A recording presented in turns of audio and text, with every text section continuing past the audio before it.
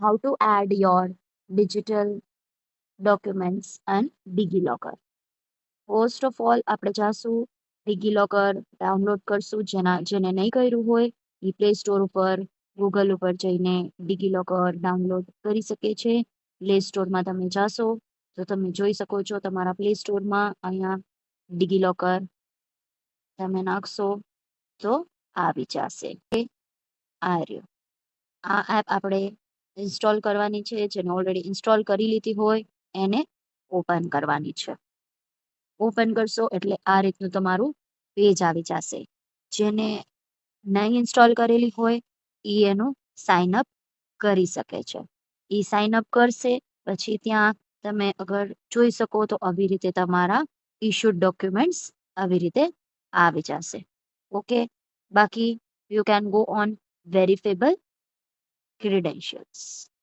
આમાં તમે તમારા ક્રિડેન્શિયલ્સ કરી શકો છો. તમે તમારો આધાર અહીંયાથી અપલોડ કરી શકો છો, એડ કરી શકો છો. તમે આમાં તમારું પેન કાર્ડ એડ કરી શકો છો, તમે તમારું ડ્રાઇવિંગ લાયસન્સ એડ કરી શકો છો.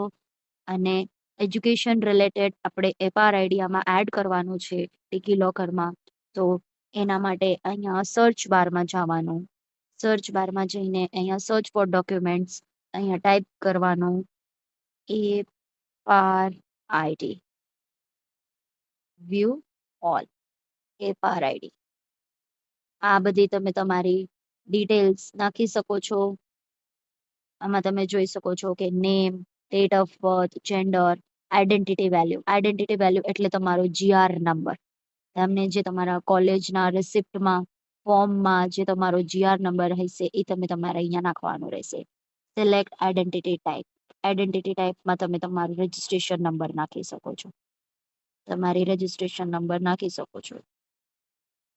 આમાં અગર તમે તમારો રોલ નંબર નાખો, એનરોલમેન્ટ નંબર નાખો, જી નાખો એ તમારે તમારો અહીંયા નંબર નાખવાનું રહેશે. Select admission year 2025. I am student at. તમે તમારો યુનિવર્સિટીનું નામ અહીંયા નાખવાનું રહેશે. ભક્ત કવિ Narsinh Mehta university. Get the document ઉપર ક્લિક કરવાનું. Fetching the documents.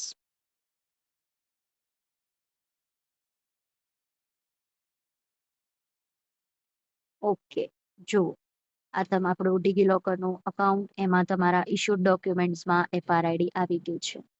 આમાં તમે ક્લિક કરશો એટલે આ તમારો FRID દેખાશે. Ready friends?